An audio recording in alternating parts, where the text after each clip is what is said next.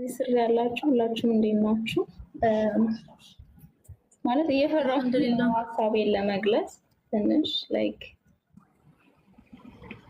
ግን አይሆን ረጋጋለሁ ብዬ አስባለሁ። አብሽሪ ፈታዊ። እሺ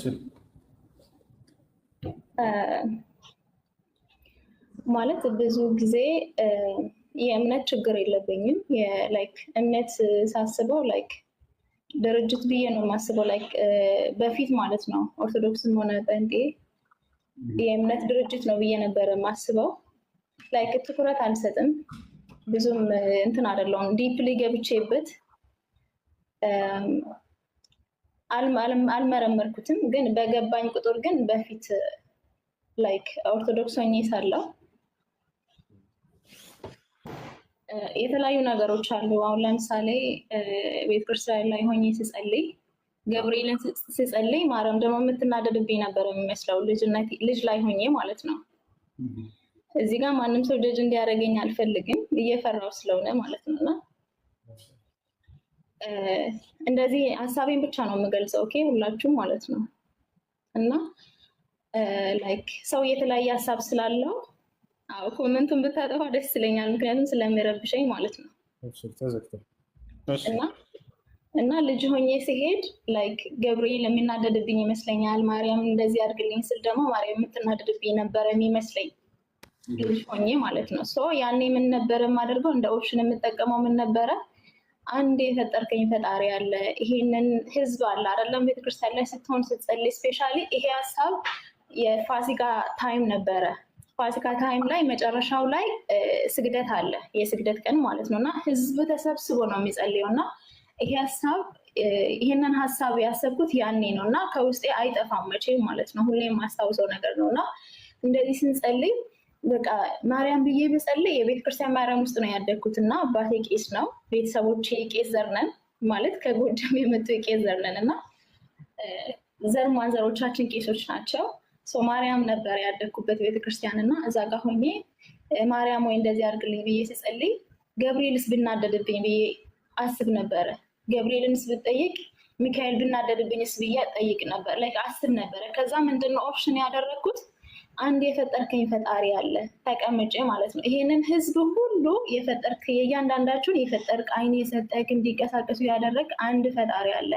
ስለዚህ በቃ ይሄንን እፈልጋለሁ ይሄንን አድርግልኝ ነበር የምለው ልጅ ሆኜ ማለት ነው። እና ከዛን ታይም ጀምሮ የተለያየ ነገር ጀመርኩኝ እና ላይክ ጴንጤ ውስጥ ላይክ ቸርቹን አልሄድም ግን ጴንጤ ውስጥ ገብቻለሁ። ላይክ ተቅበዝባዥ ነበርኩኝ አቶል ማለት ነው። እና ተቅበዝባዥ ታውቃላችሁ ወይ? ከዚህ አልሆንም ወይ ከዚህ አልሆንኩም እና እዛ ሄጃለሁ። የተለያየ ነገሮችን ይቅርታ እሺ አድርጌያለሁኝ። እሄዳለሁ በቃ እርካታ የለኝም። ሞር ደግሞ በቃ ሁሌም በጥያቄ ነኝ ያለው ስቲል ነው ማለት ነውና የምታዳምጡኝ ሰዎች ኦርቶዶክስ ልትኖሩ ትችላላችሁ፣ ጴንጤ የተለያየ እምነት እዚህ ስር 820 ሰው ነው ያለው እና ልትኖሩ ትችላላችሁ። እኔ እያደረኩ ያለሁት የማንንም ሃይማኖት እየነካው አይደለም። ውስጤ ላይ በጣም የሚቀሰቅስና ይሄ ነገር ላይክ መሞትም ስላለ አይ ዋንት ቱ ኖ ዘ ትሩዝ ኦኬ። እውነቱን ማወቅ ነው የምፈልገው። እኔ ያለሁት ዩናይትድ ኤምሬትስ ነው። ይሄንን ጠይቄ ይሄንን መረዳት የምችል ሰው አጠገብ አይደለሁም። ኦኬ በጣም ቢዚ ነኝ በስራ። የሆነ ሰው ጋር ኮኔክሽን አድርጌ በኦንላይን አውርቼ ያንን እውነት ጋር መድረስ አልችልም። ማንበብ ብችል ነው ማንበብ ብቻ ዩቲዩብ መከታተል ብቻ ደግሞ ያንን ነገር ብሪፍ አያደርግም፣ ኤክስፕሌን አያደርግም። ሶ አይ ዋንት ቱ ኖ ዘት ላይክ አይ ዋንት ቱ ኖ ላይክ ማወቅ እፈልጋለሁ። ላይክ ጓደኛ የለኝም፣ የሴት ጓደኛም ሆነ የወንድም ጀስት ስራ በስራ ምክንያት እንጂ ሰው የለም አጠገቤ። ሰው ላይክ ግን ሀሳቤን መግለጽ እፈልጋለሁ። ነገርኳችሁ ቤተሰቦች ክርስቲያኖች ናቸው፣ በእኔ ዙሪያ ያሉት ክርስቲያኖች ናቸው፣ ሙስሊሞችም አሉ። ግን እንደዚህ አይነት ነገር ሪላክስ አድርገህ የምታወራ አይደለም። አይ ጀስት ዋንት ቱ ኖው አይ ዶንት ዋንት ቱ ታች ኤኒዋንስ ላይክ የማንንም ሰው ሃይማኖት መንካት አልፈልግም። እዚህ ጋር እየነካውም አይደለም። ሁላችሁም እንድታውቁ የምፈልገው ይሄንን ነው። በመጀመሪያ ደረጃ የማንንም እየነካው አይደለም፣ ግን ውስጤ ላይ የሚመላለሰውን ነገር መግለጽ እፈልጋለሁ።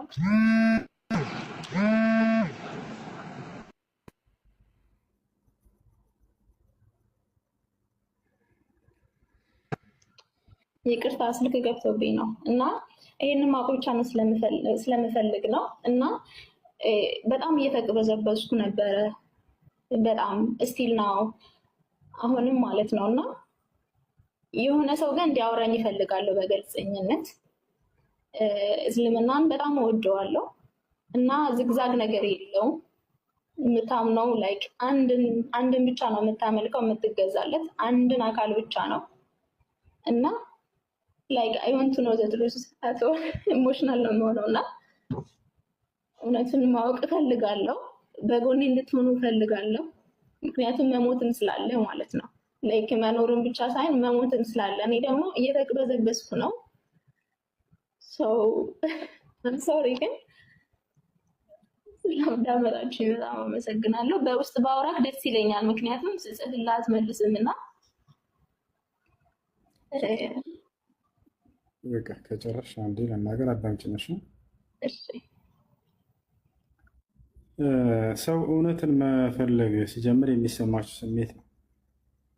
በአንድ ጊዜ ብዙ አካሎችን ስትለምኑና ስትጠሩ የዛኔ ጥያቄ ሊፈጥርባቸው ይገባል። ይሄ ጥያቄ ካልፈጠረባቸው ወላሂ ላዚም እንጃ አይምሯቸውን ለምን እየተጠቀማችሁት እንደሆነ አላውቅም።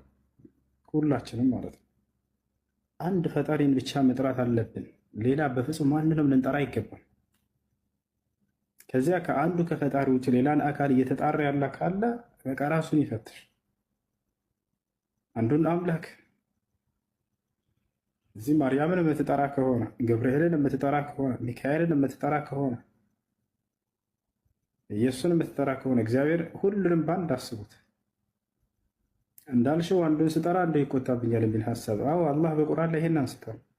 ለአንድ አካል የሚገዛና ለብዙ አካል የሚገዛ እኩል ነው ሆነ? በፍጹም አይደለም።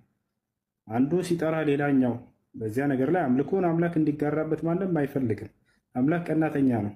ቀናተኛ ነው ሲባል በአምልኮ ተግባር ላይ ሌላ ማንም አካል እንዲጋራበት አይፈልግም። ገብቶሻል? እዚህ እርሱን እየጠራሽ ሌላ እዛ ገብርኤልን የምትጠሪ ከሆነ አምላክ በዚህ ነገር አይወድም። መጽሐፍ ቅዱስ አንበሽ ከሆነ ጴጥሮስ ሰይፉን በመዘዘ ጊዜ ኢየሱስ ክርስቶስን ለመጠበቅ ወደ ሰገባ መልስ ካለው በኋላ እኔ ብፈልግ አባቴን ብለምነው የሰማይ ሰራዊትን መላእክትን የማይልክልኝ ይመስልሃልን አለው።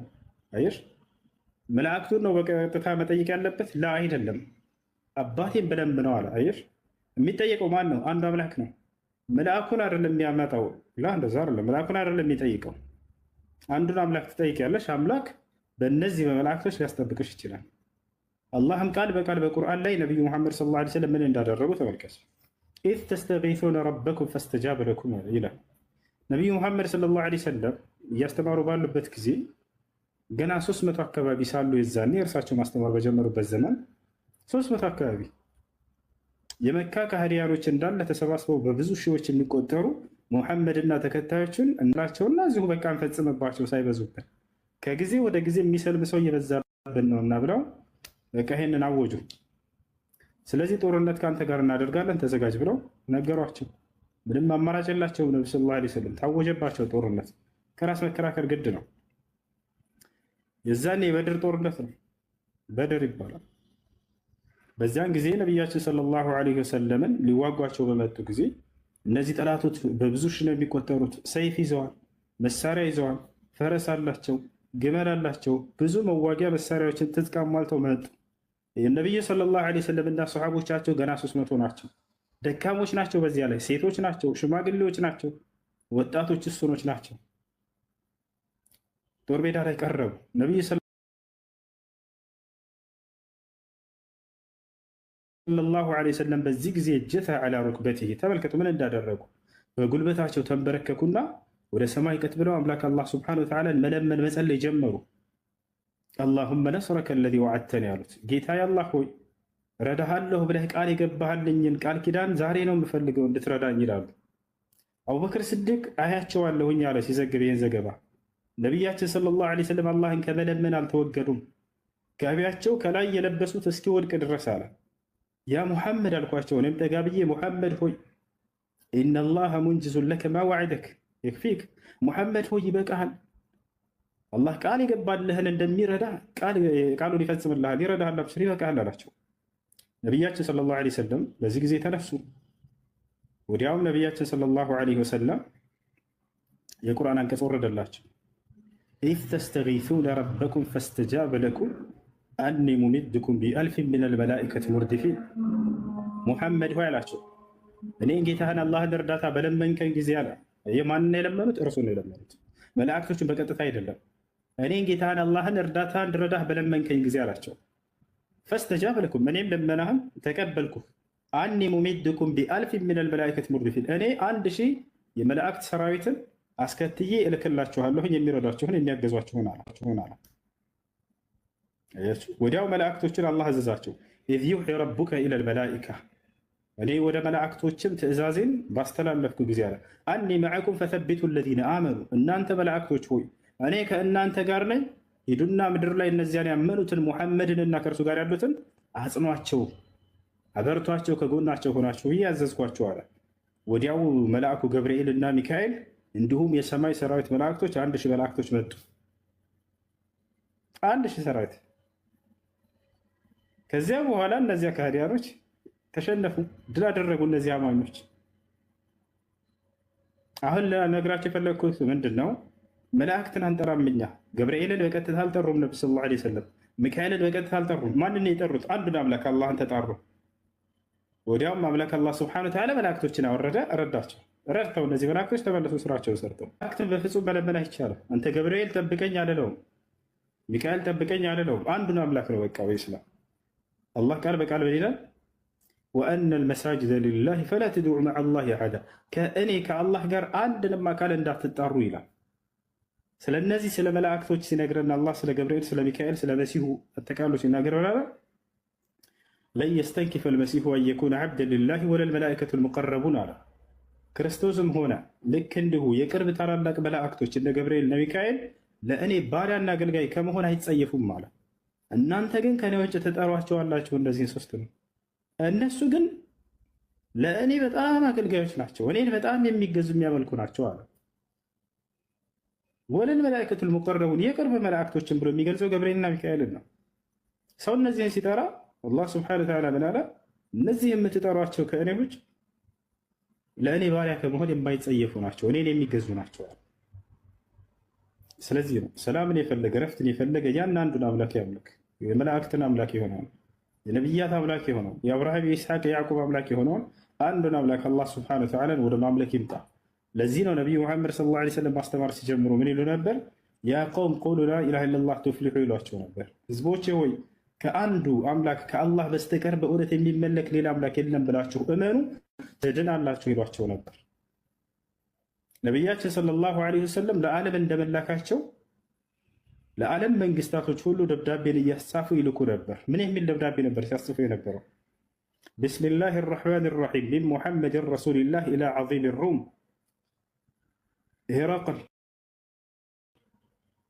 ፈኢኒ አድዑከ ቢዲዓየት ልእስላም አስሊም ተስለም ዩእቲከ ላሁ አጅረከ መረተይን ፈኢን አበይተ ፈኢና ዐለይከ ኢትመ ልአሪሲይን ወያ አህለ ልኪታብ ተዓለው ኢላ ከሊመትን ሰዋኢን በይነና ወበይነኩም አላ ናዕቡደ ኢላ ላህ ወላ ኑሽሪከ ብሂ ሸይአ ወላ የተኪዘ ባዕዱና ባዕዳን አርባበን ሚን ዱን ላህ ፈኢን ተወለው ፈቁሉ እሽሀዱ ቢአና ሙስሊሙን ወሰላሙ ዐላ መን ኢተበዐ ልሁዳ። ነቢዩ ሙሐመድ ሰለላሁ ዐለይሂ ወሰለም ለዓለም መንግስታቶች ሁሉ ደብዳቤ ልከዋል። ለኢትዮጵያው ንጉሥ ተልኳል፣ ለግብፁ ንጉሥ ተልኳል፣ ለሮማው ንጉሥ ተልኳል። ወደ ሮሜ ሰዎች ደብዳቤ ልከዋል እያልኩ ነው። ነቢ ሰለላሁ ዐለይሂ ወሰለም ወደ ሮሜ ሰዎች ደብዳቤ ልከው የሮሜው ንጉሥ ሄራክል የሚባለው በጊዜ የነበረው የተላከለት ደብዳቤ ምን የሚል ነበር? ቢስሚላህ ራሕማን ራሒም ይላል ደብዳቤው። በአላህ ስም ጀምራለሁኝ እጅግ በጣም ሩህሩህና አዛኝ በሆነው አምላክ ሚን ሙሐመድን ረሱልላህ ይህ ደብዳቤ ከእኔ ከአላህ መልእክተኛ ከነቢዩ ሙሐመድ ሰለላሁ ዐለይሂ ወሰለም ኢላ ዐዚም ሩም ወደ ታላቋ ሮማ ንጉሥ ወደ ሆነው ወደ ሄራቅል ምን አሉት ሲጠሩት? የመጀመሪያ ፈኢኒ አድዑከ ቢዲዓየት ልእስላም እኔ በእስልምና ጥሪ ጠራሃለሁኝ አሉት። አስሊም አሉት። ስለም ተስለም ሰላም ትሆናለህ። አምላክ ለዘላለም መለኮት ብቻ ነው። በመለኮትነቱ ላይ ሰውነት የለበትም። አምላክም ነው ሰውም ነው። ፍጹም ሰው ፍጹም አምላክ ተብሎ አምላክ በፍጹም አይገለጽም። እርሱ የፍጡርነት ባህሪ የለበትም። በፍጹም ፍጡርነት ከእርሱ የራቀ ነው። እርሱ መለኮት ብቻ ነው። በባህሪው አይለዋወጥም፣ አይቀየርም። አምላክ ለዘላለም ጌታ ብቻ ነው። በጌትነቱ ላይ ባርነት የለበትም። ስለ እኔ ኃጢአት ብሎ ባሪያ ሆኖ መጣልኝ ብሎ ሂሳብ የለው። አምላክ በፍጹም ባሪያ ሆነ ለዘላለም ጌታ ነው። ጌትነቱ ዘላለማዊ ነው። የሆነ ጊዜ ላይ ጌትነቱ ባርነት የሚሆን አይደለም። ይሄ ነው እንግዲህ ይሄ ነው ነቢያቶች ሁሉ የሰበኩት። ዩሱፍ ዓለይሂ ሰላም ምን አለ?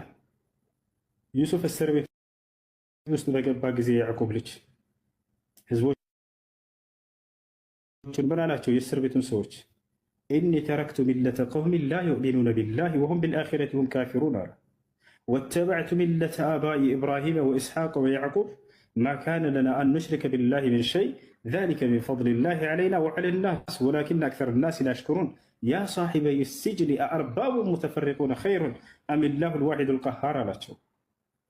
ምን አለ ዩሱፍ? የጀማዓ በደንብ አዳምጡ። ወላሂ ነቢያቶች ስለ አንዱ አምላክ ብቻ ነው የሰበኩት። ከእርሱ ውጭ ሌላ አማልክቶችን ሁሉ እንዳላስጠንቅቀዋል። ዩሱፍ ምን አላቸው ለእስር ቤቱ ሰዎች? ኢኒ ተረክቱ ሚለተ ቀውሚን ላ ዩእሚኑነ ቢላህ አላ፣ እኔ በአላህ የማያምኑ ህዝቦችን መንገድ ትቻለሁኝ፣ አልከተልም እነዚህን አላቸው። ወሁም ቢልአኺረቲ ሁም ካፊሩን፣ እነርሱም በመጨረሻው ቀን የሚክዱ ሲሆኑም ማለት። ወተበዕቱ ሚለተ አባኢ፣ ይልቁንስ የአባቶችን መንገድ ተከትያለሁኝ አለ። እነማን ናቸው አባቶቹ? ኢብራሂመ ወኢስሐቅ ወያዕቁብ፣ የአብርሃምን የኢስሐቅ የያዕቁብን መንገድ ተከትያለሁኝ አለ። ምን ነበር መንገዳቸው? ማ ካነ ለና አን ኑሽሪከ ቢላሂ ሚን ሸይን አለ። በአንዱ አምላክ በአላህ ላይ በፍጹም የምናጋራ አይደለንም እኛ አለ። ዛሊከ ሚን ፈድሊላሂ ዐለይና አለ። ይሄ ትልቅ ጸጋ ብሎ ቆጠረው። በቃ ትልቁ ጸጋ ለሰው ልጅ እዚህ ዓለም ላይ አንዱን አምላክ በብቸኝነት ማምለክ ነው። ወላሂ ላዚም ከዚያ ሌላ ጸጋ የለም። ትልቁ ጸጋ ይሄ ነው። ይሄን ጸጋ ያላገኘ ሰው በጌታዬ ስም እምላለሁ ምድር ላይ ምንም አይነትን ጸጋ ሳያገኝ ነው የሞተው።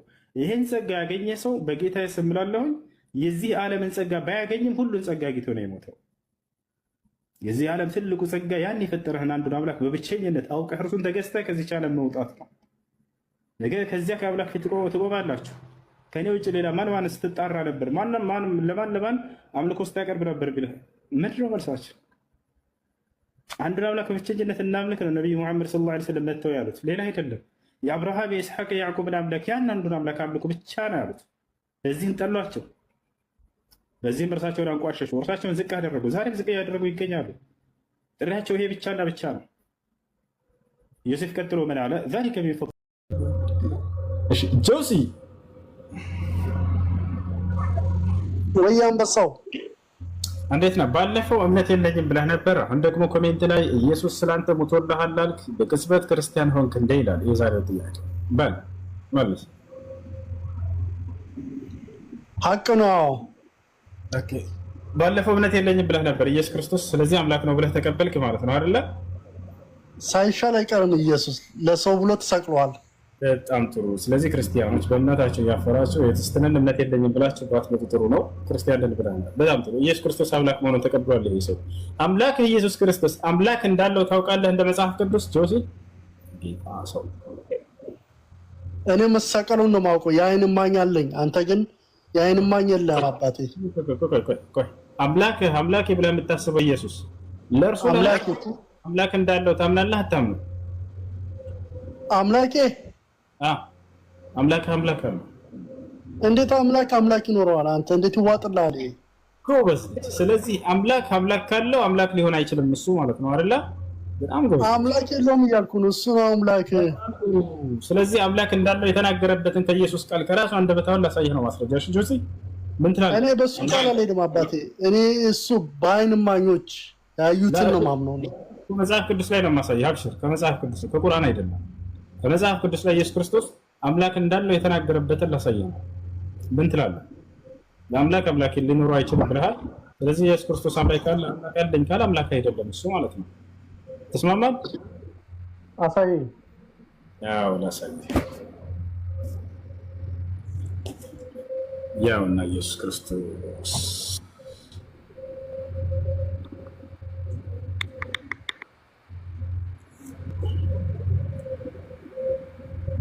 ያውና ኢየሱስ ክርስቶስ ምን አለ? ኢየሱስም አለ ያውን እንደሚል ኢየሱስም ገና ወደ አባቴ አላረኩም እና አትንኪኝ፣ ነገር ግን ወደ ወንድሞቼ ሄደሽ እኔ ወደ አባቴና ወደ አባታችሁ ወደ አምላኬ እና ወደ አምላካችሁ አርጋለሁ ብሏል ብለሽ ንገሪያቸው አላት። ያ ሰላም፣ ወደ አምላኬ አርጋለሁ እያለ ነው ኢየሱስ ክርስቶስ። አምላኩ ማን ነው ጆሲ?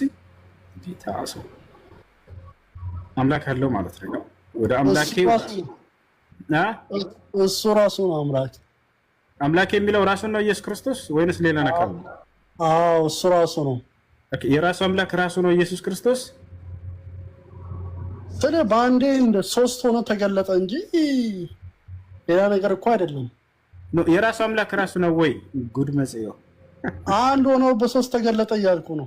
በስንት ተገለጠ ሳይሆን ጥያቄ አምላክ የሚለው ኢየሱስ ክርስቶስ ማንን ነው? ራሱን ነው ወይንስ ሌላን አካል ነው? አብን ነው። እሱ ራሱን ነው፣ ግን አብን ላይ ሰቅሎ በቃ። እሺ ጆሲ ይሰማል? እና አንድ ሴት ልጅ አለችህ እንበል፣ ጥያቄ ልጠይቅህ። እሺ ያቺ ሴት ልጅህ ገና ልጃገረድ ብላቴና ነች፣ ድንግል ነች። እሺ ይችን ሴት ልጅህን ድንግል ብላቴና ልጅህን አንድ ፍሬ ልጅህን መጣና የሆነ ሰው ደፈረብህ አያድርገውና ማለት ነው። እሺ ደፈረብህና የፍርድ ቤቱ ዳኛ መጥቶ ምን አለ?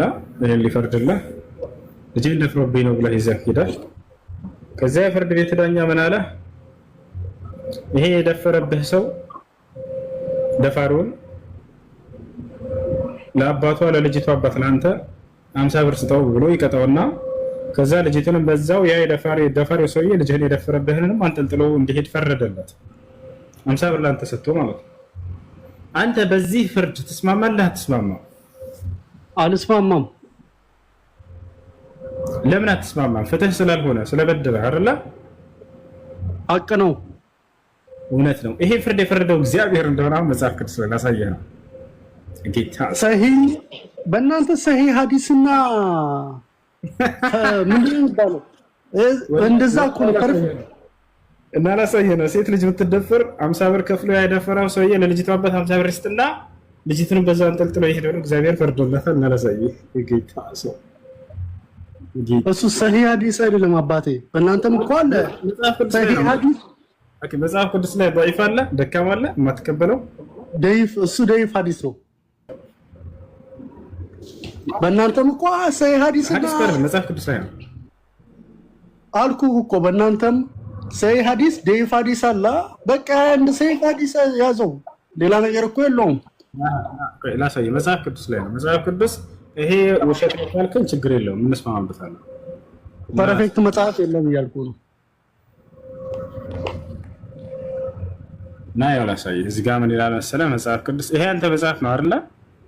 ወይስ ይሄ መጽሐፍ አትቀበለው? ምን ይላል? ማናቸውም ሰው ድንግልና ያላትን ያልታጨችን ልጃገረድ ቢያገኛት ወስዶ ቢደርስባት ቢያገኙትም ያ የደረሰባት ሰው 50 ብር ሰቅል ለብላቴናይቱ አባት ይስጥ፣ አስነውሮታልና ሚስት ትሁነው፣ በእድሜው ዘመን ሁሉ ሊፈታት አይገባም ማለት። ያው የደፈራት ሰውዬ ለልጅቷ አባት 50 ብር ሰጥቶ ያችን ልጅ ይወስዳታል። በቃ ይህን ፍርድ አልስማማም ብሏል ጆሲ። ስለዚህ የእግዚአብሔርን ፍርድ አይስማማበትም። እሱ ደይፍ ሐዲስ ነው አባቴ፣ ደይፍ ሐዲስ ነው። አይ ጆሲነት ጆሳለም ደይፍ ሐዲስ ነው። እውነት እውቀት የፈጣሪ እውቀት ካለ መጽሐፉን ተውና እስቲ በጭንቅላት እናውራ። መጀመሪያ ራሱ ጭንቅላት የሚቀድመው ከመጽሐፍ ይሄን ታውቃለህ። እብዳውን መጽሐፍ ብትሰጠው አይቀበልም፣ አይረዳም። እስቲ አንተ እውቀት ካለ በእውቀት እናውራ። መጽሐፉን ተውና በእውቀት አወራን እኮ ቅድም። አሁንም ይሄንን ያወራነው ራሱ በእውቀት እናውራ። እኔ ነግሬሃለሁ። ከመጽሐፍ ውጭ በሆነ ነገር እኮ ነው መጀመሪያ ያወራኸው። አይተሃል? ከመጽሐፍ ውጭ በሆነ ነገር ነው ያጠየቅኩህ። ምን አልኩህ?